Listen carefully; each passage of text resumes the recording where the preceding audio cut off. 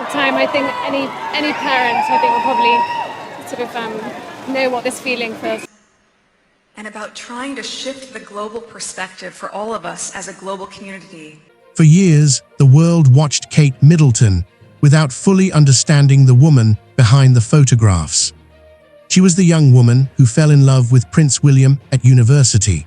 She came from a family far removed from the traditional aristocratic circles that had surrounded the British royal family for generations.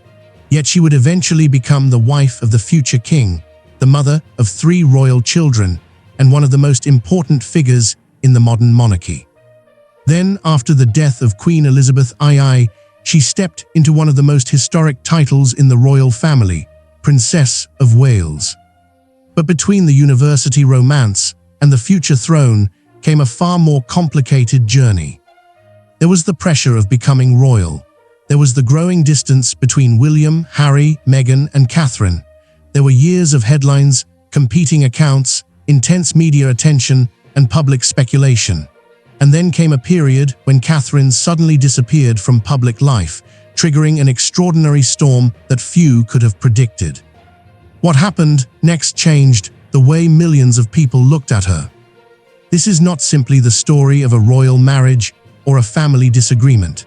It is the story of how Catherine gradually built her own place inside the British monarchy, learned to live under extraordinary scrutiny, and faced a deeply personal challenge while the entire world was watching. If you enjoy royal documentaries that go beyond the headlines and explore the stories behind the crown, subscribe to our channel, because there is much more to this story than the public ever saw. Long before Catherine was known as the Princess of Wales, she was simply Catherine Middleton, a young woman whose life was about to take an extraordinary turn. Her path toward William was not arranged by palace officials. There was no formal plan that placed her beside the future king. Their relationship developed during their university years, when both were still trying to understand what their adult lives might become. At St. Andrews, William was already famous. He was not simply another student. The knowledge that he would eventually inherit the throne followed him wherever he went, even while he was trying to experience university life like any other young person. Catherine, however, had not been born into royal life. That difference became one of the most interesting aspects of their relationship. Their connection developed gradually. Friendship came before commitment, and the relationship had time to grow away from the full intensity of the international media. That period mattered. For Catherine, it allowed her to understand William as a person rather than simply as a future king. For William, it gave him the opportunity to know Catherine outside the rigid expectations that would eventually surround their marriage. When their relationship became public, Catherine suddenly found herself under a level of attention for which very few people could truly prepare. Photographers followed her movements, her clothes became news, her family background was examined, her friendships were discussed, even ordinary moments could become front-page material. She had entered a world where privacy was no longer something that could simply be assumed. Yet the relationship survived. William and Catherine eventually became one of the most recognizable couples in the world, but their long courtship was important because it gave Catherine something that earlier royal brides had not always received: time. She was able to observe the institution before becoming part of it. She saw the demands placed on William. She watched senior members of the family carry out public duties. She experienced the attention that came with being associated with the future king. And when their engagement was finally announced, the transformation accelerated. Catherine was no longer simply William's girlfriend. She was preparing to become a working member of the British royal family. The wedding that followed became one of the defining royal spectacles of the early 21st century. Millions watched as Catherine entered Westminster Abbey and emerged as the Duchess of Cambridge. But the wedding was only the beginning. Royal life is not simply about ceremonies, beautiful clothes, and historic buildings. It is a demanding public role in which almost every appearance is observed, photographed, analyzed, and judged. Catherine had to learn how to speak publicly, how to support charitable causes, how to work within royal protocol, and how to develop a role of her own.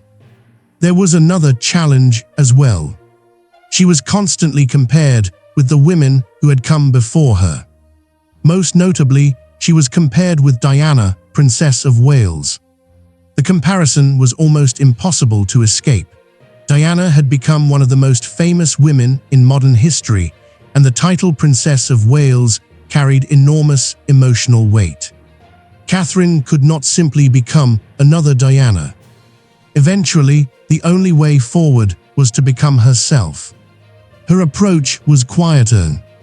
Rather than attempting to recreate Diana's extraordinary public persona, Catherine gradually developed an identity centered on family, children, early childhood development, mental well-being, and long-term charitable work.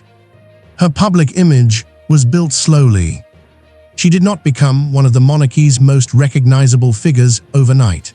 It happened through years of appearances, speeches, family photographs, charitable visits, and increasingly important responsibilities.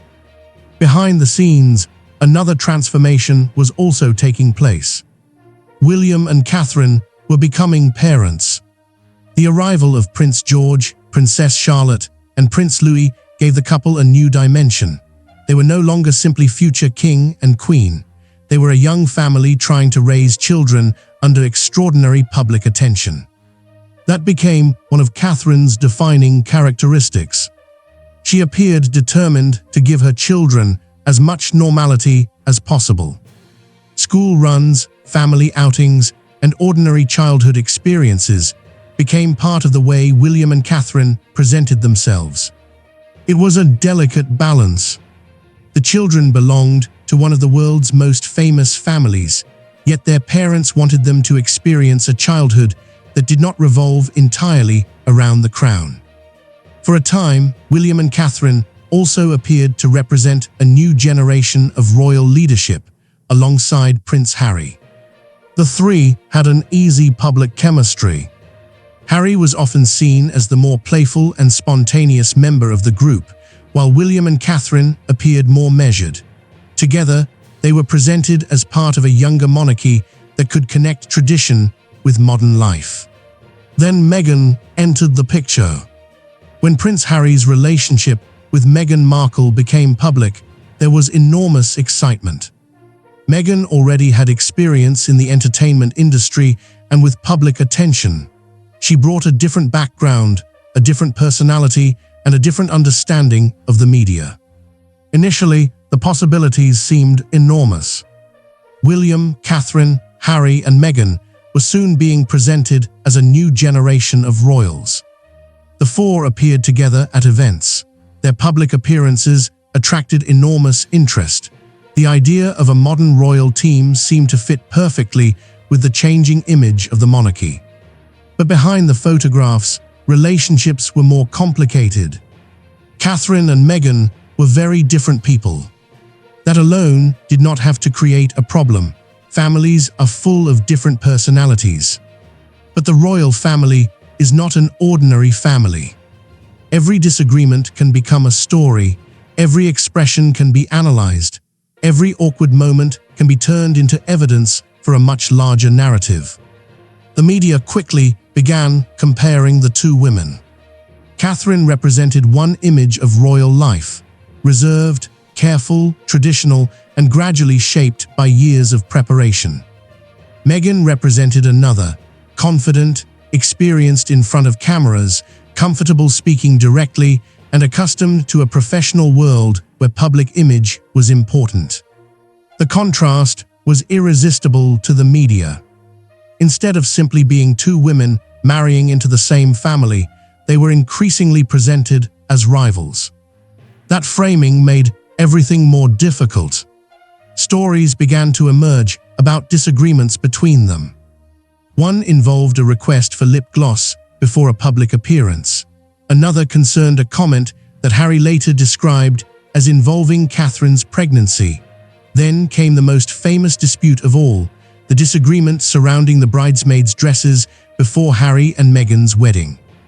The details of that incident have been described differently by the people involved. Harry later presented his account in his memoir. Meghan later gave her own account during her interview with Oprah Winfrey. Catherine and William did not publicly provide a detailed competing narrative. That difference became important. The public was left with competing accounts of private disagreements, and the absence of an official response created a vacuum that commentators and social media were eager to fill. The story became larger than the original disagreements. It became a symbol of the wider fracture between the two couples. After Harry and Meghan stepped away from royal duties and eventually established their lives outside Britain, the differences in how the two sides communicated with the public became even more obvious. Harry and Meghan spoke openly about their experiences. William and Catherine largely remained silent.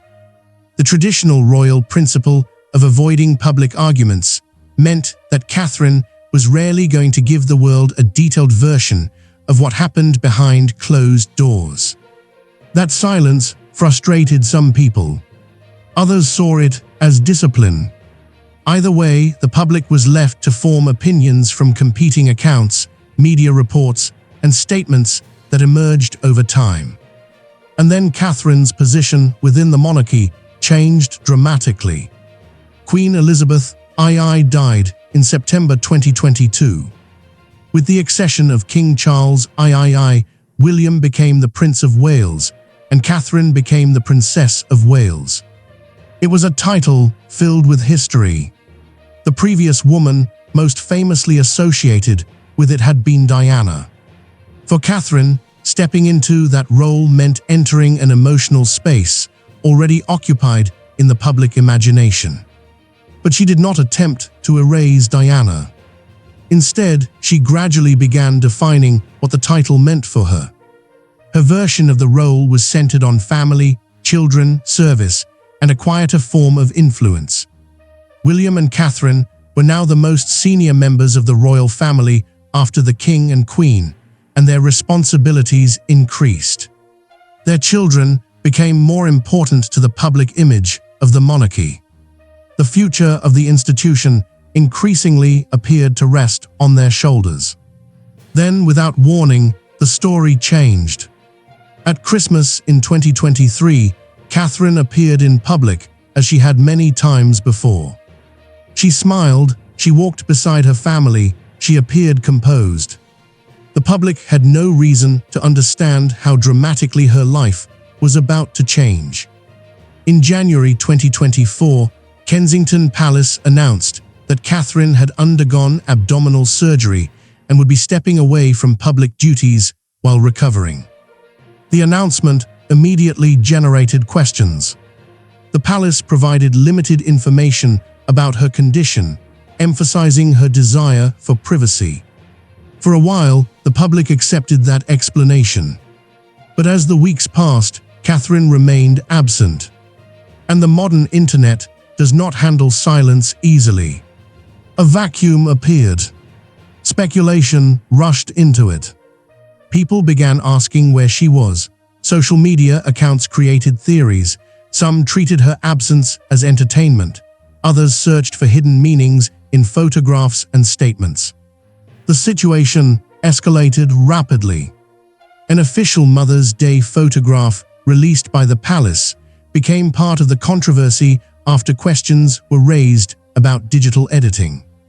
Catherine later acknowledged that she had edited the photograph and apologized for the confusion. Rather than ending the speculation, however, the controversy added to it. The story had moved beyond ordinary royal reporting. It had become a global internet phenomenon. People who had never previously followed royal affairs suddenly wanted to know where Catherine was. Talk shows discussed her. Social media accounts turned her absence into jokes. Conspiracy theories multiplied. The entire episode demonstrated something uncomfortable about modern celebrity culture. When a famous person becomes silent, millions of strangers can begin to feel entitled to an explanation. But behind that silence, Catherine was dealing with something far more serious than the public understood. In March 2024, she finally addressed the world herself. The announcement was devastating. Following her surgery, further tests had discovered that cancer had been present. The woman who had spent years carefully controlling her public image was suddenly speaking about one of the most private and frightening experiences a person can face. She spoke about the shock of the diagnosis. She spoke about her family, and she asked for time and privacy while she underwent treatment. The effect was immediate. The theories stopped mattering. The jokes stopped being funny. The endless speculation suddenly looked very different. People realized that while they had been debating photographs and inventing explanations, a mother had been trying to process a serious illness and protect her children from the consequences of public attention. For Catherine, the announcement represented a profound moment of vulnerability. She was not speaking simply as the future queen. She was speaking as a woman and a mother confronting cancer. That distinction changed public perception. The image of Catherine became less about perfect photographs and carefully planned appearances. People saw fear, courage, uncertainty, and strength. The Princess of Wales had always been known for composure. But composure under ordinary royal pressure was one thing. Facing cancer while knowing that millions of people were watching was something entirely different. The response from around the world was overwhelming. Support arrived from members of the public, political figures, celebrities, and people who had previously participated in the online speculation. The controversy surrounding her absence became a lesson in how quickly public judgment can become cruel when information is incomplete. For Catherine, however, the priority was not public opinion. It was recovery. Her family came first. William had his own responsibilities as the heir to the throne, but he was also a husband and a father. Their children needed stability, and Catherine needed time. That period changed her relationship with royal duty. Before her illness, duty had often meant showing up. Afterward, duty appeared to take on a different meaning. It became about understanding when to step forward and when to step back. It became about accepting that being a future queen did not make her immune to ordinary human vulnerability. When Catherine eventually returned to public life, she did not return as exactly the same person. There was a noticeable sense of perspective. Her priorities appeared clearer. Her family remained central. Her work continued, particularly in areas connected to children and early development. But there was less sense that she needed to prove herself. Years earlier, Catherine had been learning how to become royal. Now she appeared increasingly comfortable with what that role meant. That transformation is perhaps the most important part of her story. She did not become powerful by becoming louder. She became powerful by becoming more secure in who she was. Her greatest strength may never have been her ability to dominate a room. It was her ability to remain composed while the room changed around her. She entered royal life as a young woman from a relatively ordinary background. She became the wife of the future king. She became a mother. She became Duchess of Cambridge. She became Princess of Wales. She watched a family relationship collapse under the weight of public attention. She endured comparisons with Diana. She experienced an extraordinary wave of online speculation. And then she confronted cancer in front of the entire world. Each stage changed her, but none of them completely defined her. That is why the Catherine story is bigger than the conflict with Meghan. The feud attracted headlines, but it was only one chapter. The deeper story is about adaptation. Catherine had to adapt to William's destiny. She had to adapt to royal protocol. She had to adapt to motherhood under constant surveillance. She had to adapt to the loss of Queen Elizabeth II. She had to adapt to becoming Princess of Wales. And eventually, she had to adapt to the reality that her own health could force her to stop and reconsider everything. The monarchy has always depended on continuity. One generation passes responsibility to the next. Queen Elizabeth II represented continuity for decades. King Charles III represents the current reign. William represents the next generation. And beside William stands Catherine. That is why her personal journey matters to the future of the institution. She is not simply the woman married to the future king. She is preparing for a role that will require her to carry history while remaining connected to a changing public. She has already shown that she understands one of the most difficult lessons of modern royalty. People want tradition, but they also want authenticity. They want ceremony, but they also want humanity. They want a future queen who understands that behind every palace wall are ordinary people dealing with ordinary fears. Catherine's background may therefore be one of her greatest advantages. She did not grow up inside the royal machine. She had to learn it. She experienced the world outside it before becoming one of its most important members. That gives her a perspective that cannot simply be taught through protocol. It is something she carries with her. And perhaps that explains why the image of Catherine has changed so dramatically over the years. The young woman, once photographed walking through London, became a duchess. The duchess became a mother. The mother became Princess of Wales. And the Princess of Wales became a woman whose personal resilience became part of the story of the modern monarchy. The disagreements with Meghan may remain one of the most discussed chapters. Harry and Meghan have their accounts of what happened. William and Catherine have largely chosen not to publicly revisit the private details. The truth behind every private conversation may never be completely known. But the larger story does not depend on knowing every detail. What can be seen is the transformation of Catherine herself. She entered the royal family with enormous expectations placed upon her. She survived the pressure. She built a family. She developed a public role. She faced a period of extraordinary scrutiny.